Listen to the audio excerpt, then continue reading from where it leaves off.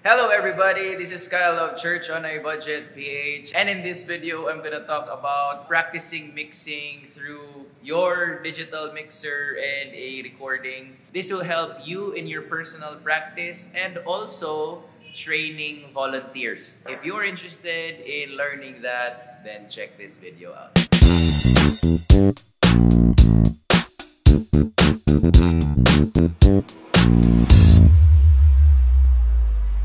One of the most important things that we have here in church is sound. And that is something that we need to really invest in. Number one, buying the right gear for sound. So you have to make sure that you have a wonderful mixer and speaker system. Number two are proficient people. You want to make sure that your people that will be operating your gear are proficient, meaning they know what they need to do. Or alam nila kung anong gagawin nila dito sa gear nyo na to. Because you don't want to have the best system in the world but still not be able to maximize it because of the gap sa skill na level. So you want to be able to maximize your gear, and the only way that you can do that is to train your people, train your volunteers. So those are two things that are most important para ma-maximize natin yung sound dito sa church. Now, why do we want to maximize sound? Because we have a message to preach. Gusto natin na yung message na mapipreach dito sa church will be heard. And not just heard effectively, heard right. And that's the reason why this ministry exists. Here, I'm gonna show you how you can set up your mixer and your computer so that you will have a practice rig for your sound. Alright, so first thing that you should have is obviously a mixer. That's very important. This whole thing right here won't be possible if you don't have a mixer. So preferably, that is a digital mixer. And I'm gonna explain why. A digital mixer kasi will allow playback. Meaning, if you have a multi-track recording, kicks, snare, toms, overheads, bass, guitar, keyboards, like individual sila, you can route those individual channels to the individual channel of this mixer. And that's the beauty of having a digital mixer. Because your computer can communicate to your mixer directly at pwede niyang i-route doon isa-isa. So, number one is you have to have a mixer, and not just a regular mixer, a digital mixer that has USB capability. There are actually mixers that have multi-track recording capability. So this PreSonus mixer, this is a Studio Live 32. Pwede siyang mag-record ng multi-track dito sa mixer mismo. So magpa-plug ka lang ng macro SD na card, yung ginagamit sa cameras, yung malaki, na 32 gig. Most ng mga mixer, 32 gig naman. Tapos SDHC format. Tapos ipa-plug mo siya dito, then you're just gonna hit a button right here, record, and automatic yung mixer na magre-record ng multi-track recording for you. Also, pwede mo ding i-playback sa mixer. So take note of that. Soundcraft UI24R allows that as well. And etong PreSonus na 32, it allows that as well. So, these are the things na you have to take note. Your mixer should have USB mode capability or built-in multi-track recording capability. Now, this mixer right here has both. Pwede siyang multi-track, pwede siyang USB mode. In this scenario, we chose the USB mode, which is something na beneficial sa inyo kasi your mixer might not have the built-in multi-track recording, and so mas makaka-relate kayo sa video na to. So the next thing that you should have in this setup is your laptop or your computer. Pwede naman din desktop. And you should have a DAW, a DAW that can playback your multi-track. So as you can see there, individual yung files ko. Meaning, isa-isa yan silang lahat. You should have a DAW to play this back and route this to your mixer. Lastly, what you need to have is a reference or a speaker. Something na you can listen from. So you can use a headphone. That is the most basic and the most silent way to do this para kahit na gabi, kahit na open yung church nyo or whatever, hindi kayo mag-ingay doon. Pwede naman din headphones. But that's not the most effective way of practicing kasi you wanna practice mixing sa house ninyo or sa church ninyo mismo. So what I prefer is you having speakers. Kasi there is a difference between mixing in a headphone and mixing in a speaker. Number one, yung headphones, walang room factor yan. So yung music, diretso sa tenga mo. But when you have speakers, you will emulate what's happening in the room kasi may room factor siya. So I prefer using a speaker for practice. So that's what you can see here. Let me just pan. So these are our two speakers. Yan, just in front of our system.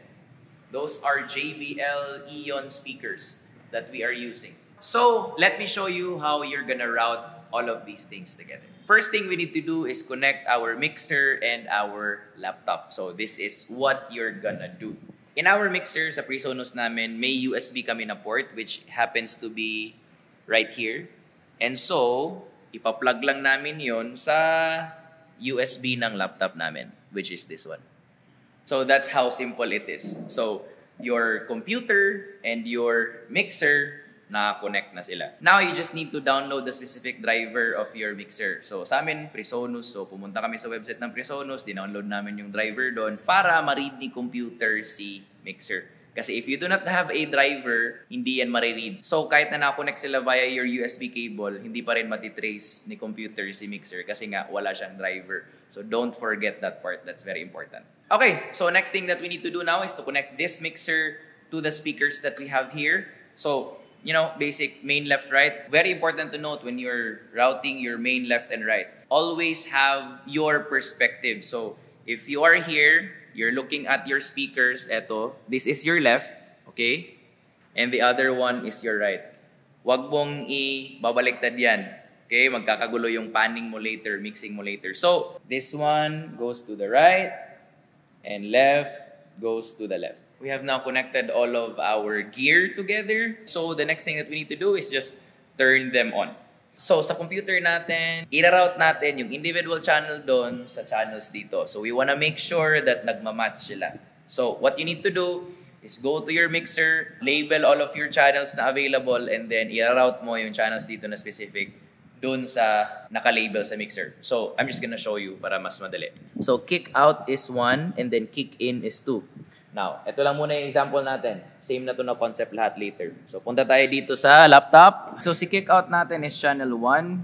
Dito, para mas madali, nilabel ko siya na 1. So, i-route ng natin siya. I'm using Reaper right here, ha. So, this may be different sa Donio, but the concept will remain the same. So, I'm just gonna click this route. Punta ako dito sa hardware output. Tapos, hahanapin ko yung 1. Channel 1. Bam.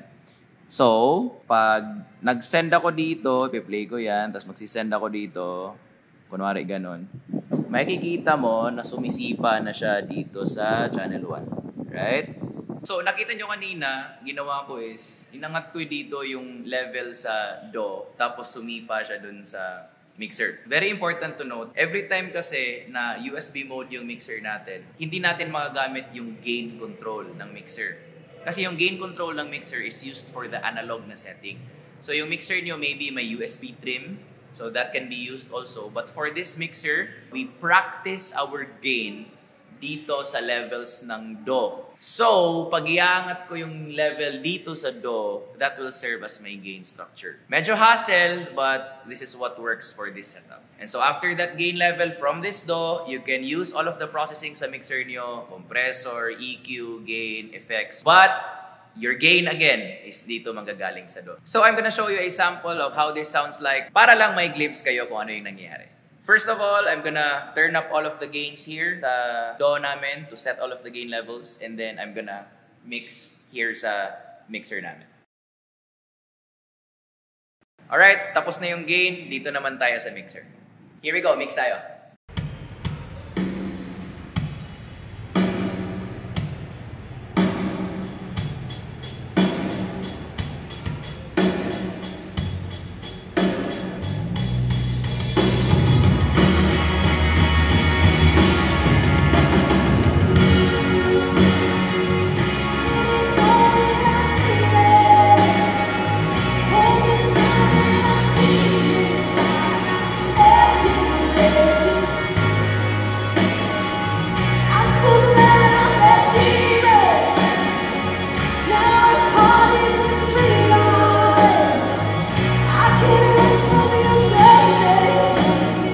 So from there, you can practice all of your processing and enjoy. If you learned something from this video, please click that like button. If you find value in this, share this with your friends, and don't forget to lay your hands on the subscribe button so that you won't miss any video that I'll be posting soon. See you guys in the next video, and peace.